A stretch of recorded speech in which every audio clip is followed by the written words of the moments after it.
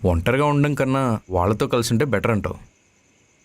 మ్, ఆ ఆనంద్ కాలేజీలో నీ వెంటపడ్డాడు కదా, ఇప్పుడు మళ్ళీ దగ్గరగా ఉంటే నీ మీద ఎక్స్పెక్టేషన్స్ పెంచుకుని మళ్ళీ ఏదైనా మెసప్ చేసే అవకాశం ఉందంటావు. మ్, అయితే నీకేమనిపిస్తుందో అతను క్లారిటీ ఇచ్చేసే. అమ్మో డాడీ, కానీ ఏమైనా ఫీల్ అవుతాడేమో. ఫీల్ అయితే ఏం ఫీల్ అయ్యాడో చెప్పమను, దాన్ని బట్టి వి విల్ డిసైడ్. మ్, అంతే అంటావా? అంతేలేరా, ఎంతసేపు నీ గురించి తప్ప ఈ నాన్న గురించి పట్టించుకున్నావా? అదేం డాడీ?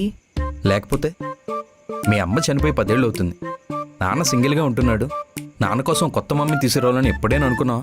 డాడీ, ఇంత సీరియస్గా మాట్లాడుతుంటే జోక్ చేస్తావేం డాడీ? నేను సీరియస్గానే చెప్తున్నాను రా. సింగిల్ లైఫ్ ఎంత బోరింగ్ ఉంటుందో నీకేం తెలుసు? ఎప్పుడైనా మీ హాస్పిటల్లో సింగిల్గా ఉండే సీనియర్ డాక్టర్ ఎవరైనా ఉన్నారని నాన్న కోసం వెతికా? మ్హూ. లేదు. అది